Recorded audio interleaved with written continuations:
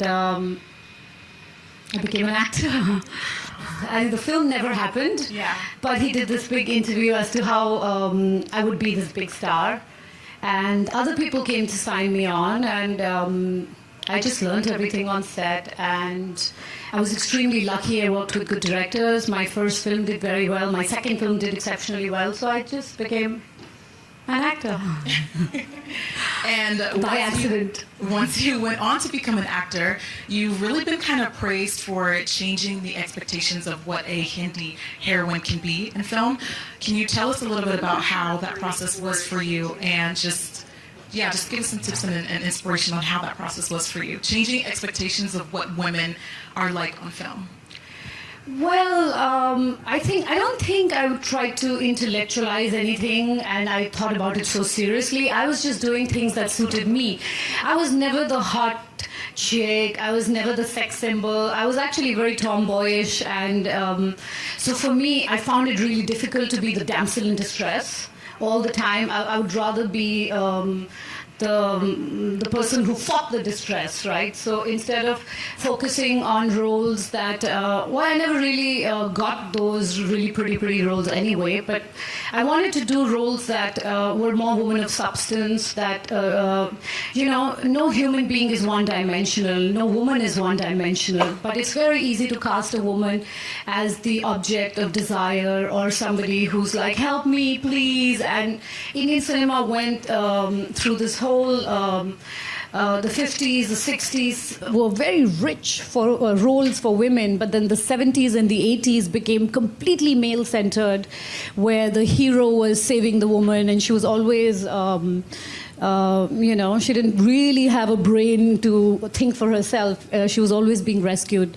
So it just started very simply as me not wanting to be rescued, and I also wanted to do roles that that showed what was happening in society at that point. And my first film was about a teenage pregnancy and unwed mother.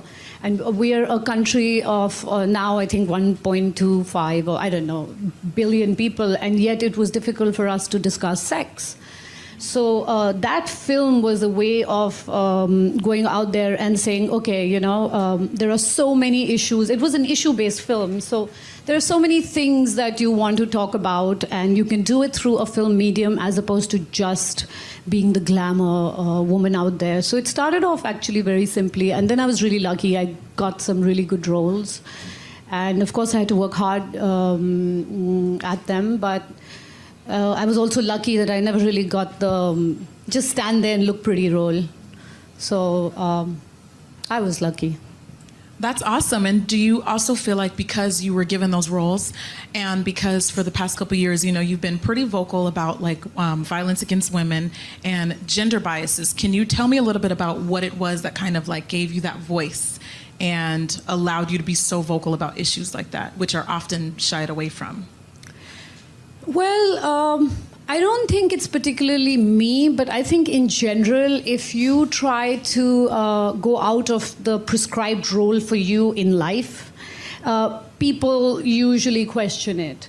Of course, in countries that are not very developed, a woman is typically looked at a homemaker. It's very different for people to look at you and say, okay, you can also do a job. I mean, it's different, of course, in America and different other countries, but there are lots of other countries that are not so developed.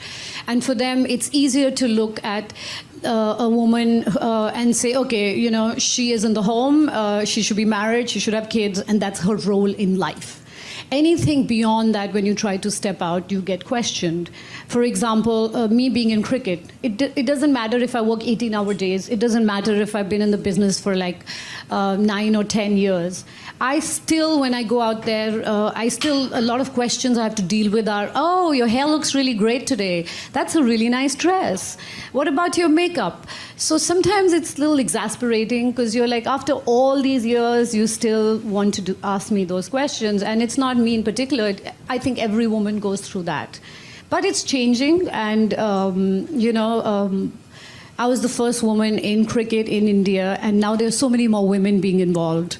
And I feel great about that. I also think that you always have to do what you want to do. You should not limit, you should not put boundaries around you and say, hey, this is not the role I want to do.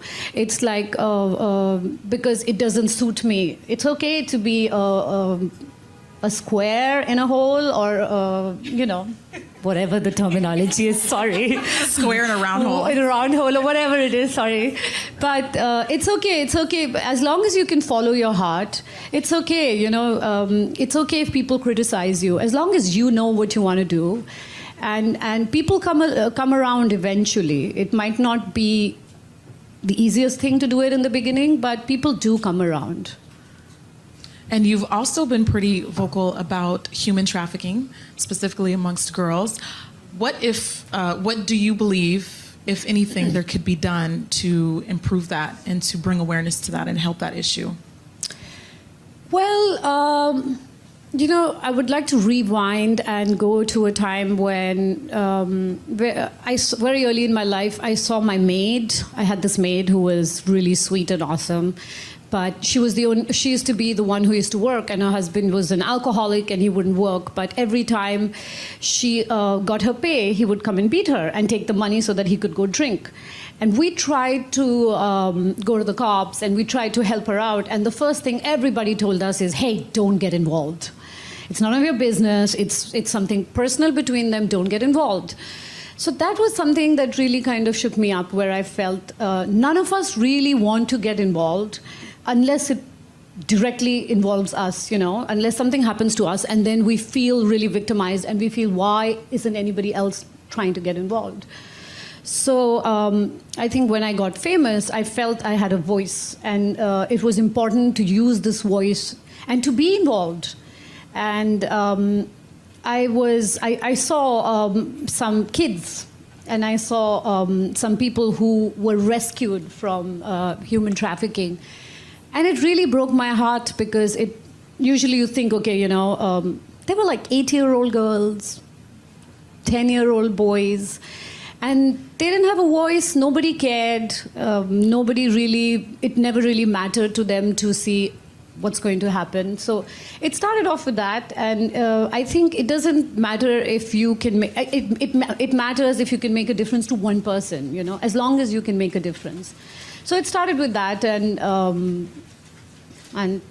after that it was just there. And what would be your last message that you would want to give to our audience and young girls around the world about empowerment and self-worth? Well, I think my message to all the girls out there is, there was this quote I read once and I loved it. It says, don't tell me sky's the limit when you have footprints on the moon. So I don't think women and girls should limit themselves to anything. I think they should be brave enough to follow their dreams. It's okay to make mistakes. It's okay to fall. What's important is not how hard you fall, but how you get up after you fall. So go out there, follow your dreams. Unless you go and give it a shot, you'll never know where you'll land up. And I think once you decide you want to follow a certain path, even though there might be problems in the beginning and people might say, no, this is not the right thing for you to do, but if they see you're determined, they will support you.